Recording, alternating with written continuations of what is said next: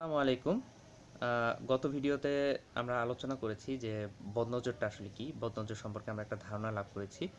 আজকে ইনশাআল্লাহ আমরা জানবো যে বদনজর কিভাবে আমরা আক্রান্ত হতে পারি, অর্থাৎ বদনজরের উৎসগুলো কি কি। তো বদনজরের উৎস তিনটা হতে পারে। তার এক নম্বর উৎস হচ্ছে আপনি নিজে। আপনি নিজে কিভাবে বদনজরের উৎস হতে পারেন? প্রথমত, আপনার কোনো একটি বিষয়, কোনো একটি নিয়ামত যেটা আল্লাহ সুবহানাহু ওয়া তাআলা আপনাকে দিয়েছেন, আপনি যদি সেটা নিয়ে খুব বেশি ইমপ্রেসড হন এবং সেটার জন্য যদি আল্লাহর কাছে দোয়া করে না থাকেন এবং আপনি যদি এর জন্য আল্লাহর প্রতি কৃতজ্ঞ থেকে না থাকেন, তখন এর মাধ্যমে আপনি নিজেই ক্ষতিগ্রস্ত হওয়ার সম্ভাবনা আছে। ফর এক্সাম্পল, আপনার কাছে আপনার একটা মোবাইল ফোন আছে, আপনি খুব বেশি পছন্দ করেন মোবাইল ফোনটা, কিন্তু কখনো আপনি সেই মোবাইল ফোনের জন্য আল্লাহর কাছে দোয়া করেননি, কিংবা এটা যে আল্লাহ আপনাকে দিয়েছে এর জন্য আল্লাহর কাছে কৃতজ্ঞতা স্বীকার করেননি, আলহামদুলিল্লাহ বলেননি, তাহলে এর দ্বারা আপনি ক্ষতিগ্রস্ত হওয়ার সম্ভাবনা আছে।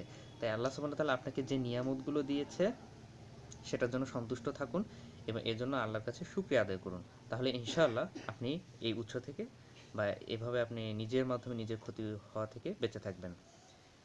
আপনি আরেকভাবে নিজেই বদনজরের কারণ হতে পারেন। সেটা হচ্ছে যে আপনার কোনো শুভাকাঙ্ক্ষী, আপনার কোনো বন্ধু কিংবা আত্মীয়স্বজন, পরিবারের কেউ, আপনি যাদেরকে অনেক ভালোবাসেন, আপনি তাদের কারো কোনো ক্ষতি চান না।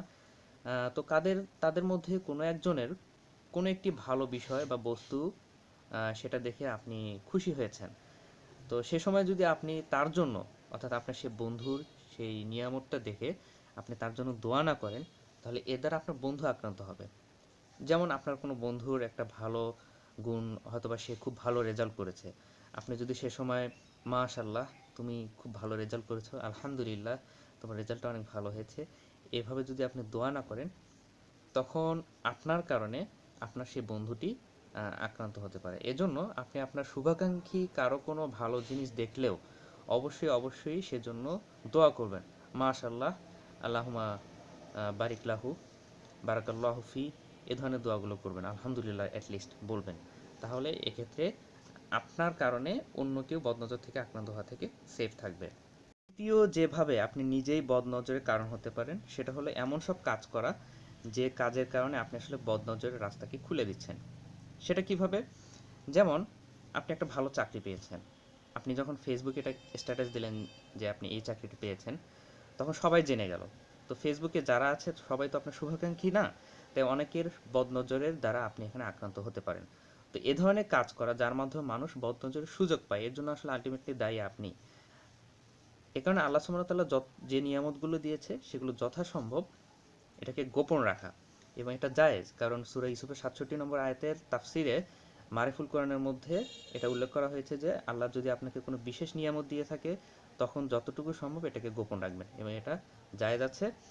আর যদি কখনো কারো কাছে প্রকাশ করতেই হয়, তখন এটা বলবেন আলহামদুলিল্লাহ, আল্লাহ আমাকে বাড়িটা দিয়েছেন, আলহামদুলিল্লাহ আমার ব্যবসায় এবার অনেক লাভ হয়েছে। তো যতটুকুই বলুন, সাথে আলহামদুলিল্লাহ বলবেন। তো এই ক্ষেত্রে এটা মাথায় রাখবেন যে স্বাভাবিকভাবে যেটা প্রকাশ পায় সেটা প্রকাশ পাবেই, এটাতে আপনি কোনো করতে পারেন। যেমন আপনি বাজার থেকে একটা মাছ কিনেছেন, তা আপনি ইচ্ছা করলে মাছটা ব্যাগের মধ্যে করে আনতে পারেন, আবার এটা খুলে রাস্তা দিয়ে সবাইকে দেখিয়েও নিয়ে আসতে পারেন। তা আপনি যদি রাস্তায় দেখিয়ে নিয়ে আসেন, তখন এটা আসলে একটা নিন্দনীয় কাজ, কারণ এর মাধ্যমে বদনজরের আশঙ্কা থাকে। সেই সাথে অনেকেই আছে যাদের সেই মাছটা কেনার সামর্থ্য নেই, আপনি যখন এভাবে মাছটা কিনে নিয়ে আসবেন, এর কারণে তাদেরও এখানে সমস্যা হবে। তাই যেসব কাজ একেবারেই আপনার অপ্রয়োজনীয়, এগুলো আননেসেসারি কাজ থেকে বিরত থাকা। যেমন আপনি রেস্টুরেন্টে খেতে গিয়েছেন, মুরগির একটা রান এভাবে নিয়ে আপনি ছবি তুলে ফেসবুকে আপলোড করলেন, এটাও বদনজরের একটা কারণ। আপনার যে কোনো জায়গায় আমরা ফেসবুকে এখন যেভাবে শো অফ করি, এগুলো সবগুলো আসলে বদনজরের রাস্তা খুলে দেয়। বদনজরের দ্বিতীয় যে উৎস, সেটা হচ্ছে আপনার শুভাকাঙ্ক্ষী মানুষ যারা, তারা। সেটা কিভাবে? যেমন আপনার আত্মীয়স্বজন, আপনার ভাই বোন, আপনার বাবা মা, তারা আপনার একান্ত আপনজন, তারা আপনার কোনোই ক্ষতি চায় না, তারা আপনার শুভাকাঙ্ক্ষী। কিন্তু কখনো যদি আপনার কোনো বিশেষ প্রশংসনীয় দিক, সেটা নিয়ে তারা প্রশংসা করে এবং সেক্ষেত্রে তারা মাশাআল্লাহ কিংবা আলহামদুলিল্লাহ এই দোয়াগুলো না করে বা আল্লাহর কাছে সোপর্দ না করে, তখন এর দ্বারা আপনি ক্ষতিগ্রস্ত হওয়ার সম্ভাবনা থাকে।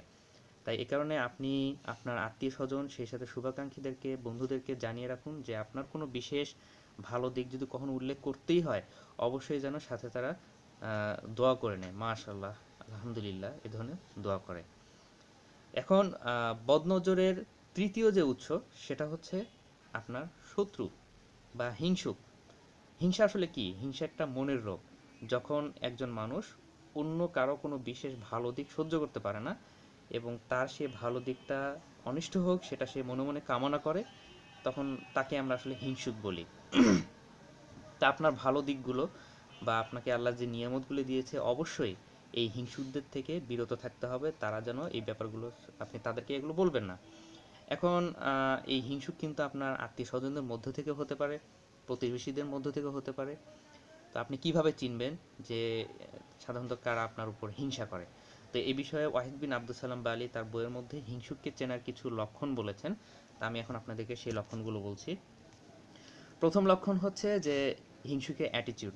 আপনি যখন একটা হিংসুককে দেখবেন, তার চাহনি, তার কথা বলার স্টাইল, তার হাসির ধরন, এগুলো থেকে আপনি তার এক্সপ্রেশন থেকে বুঝতে পারবেন যে সে আসলে আপনাকে হিংসা করে। আর মানুষের চেহারাটা আসলে আয়নার মতো। মানুষ যখন দুঃখ কষ্টে পড়ে তার চেহারার মধ্যে সেই ছাপ পড়ে। মানুষ যখন সুখে থাকে সেটা তার চেহারা দেখে বোঝা যায়। ঠিক একইভাবে যখন মানুষ কোনো খারাপ কাজ করে সেটা তার চেহারায় ভেসে ওঠে। ঠিক একইভাবে মানুষ যখন কোনো ভালো কাজ করে সেটাও তার চেহারা দেখে বোঝা যায়। ভালো মানুষ, খারাপ মানুষ চেহারা দেখে অনেকটা বোঝা যায়। ঠিক একইভাবে যখন কেউ আপনার প্রতি হিংসা করবে, তা আপনি সেই হিংসুকের চেহারা দেখে, তার চোখের চাহনি সব কিছু দেখে বুঝতে পারবেন যে সে আসলে আপনাকে হিংসা করছে। এটার জন্য অভিজ্ঞতা প্রয়োজন, এটা আসলে এভাবে ব্যাখ্যা করা সম্ভব না, এটা আপনারা সবাই বোঝেন। হিংসুকের দ্বিতীয় যে বৈশিষ্ট্য সেটা হলো যে সে সব সময় আপনার দোষ অনুসন্ধান করবে এবং সেগুলোকে মানুষের কাছে প্রচার করবে, অর্থাৎ আপনার নামে গীবত করবে।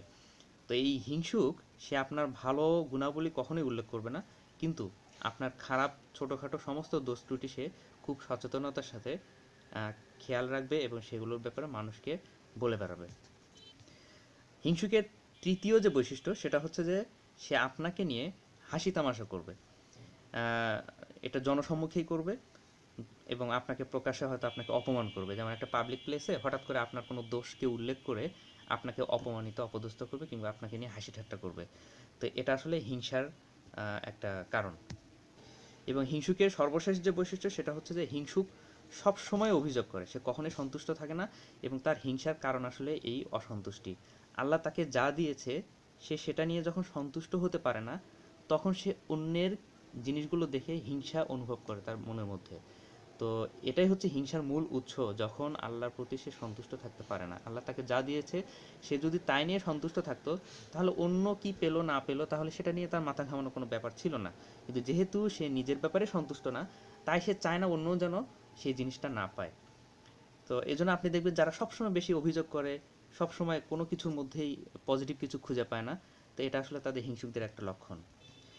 এই বৈশিষ্ট্যগুলো যেগুলো বললাম, এগুলো যদি আপনি কোনো ব্যক্তির মধ্যে দেখেন তাহলে সেটা নিশ্চিতভাবে মোটামুটি ধরে নেওয়া যায় সে আপনাকে হিংসা করে।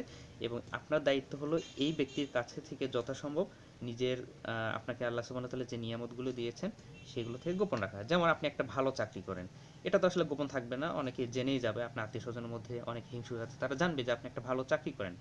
কিন্তু আপনি যদি তার কাছে এবার বলেন যে আমার বস খুব ভালো, আমাকে এই সুযোগ সুবিধা দেয়, আমি এত এত স্যালারি পাই, এই সুযোগ সুবিধা পাই, তো এই কথাগুলো বললে এটা আপনার জন্য ক্ষতিকর হবে। সে যতটুকু জানে দ্যাটস এনাফ, আপনি এর চেয়ে একটু বেশি তাকে জানাবেন না। ঠিক একইভাবে আপনার খুব ধার্মিক বা খুব ভালো একটা স্ত্রী আছে, তো আপনি যদি এখন সেই হিংসুকের কাছে আপনার স্ত্রীর প্রশংসা করা শুরু করে দেন, তো তার ভালো গুণগুলো উল্লেখ করলে সে সেটাকে সহ্য করতে পারবে না এবং এর দ্বারা আপনি ক্ষতিগ্রস্ত হবেন।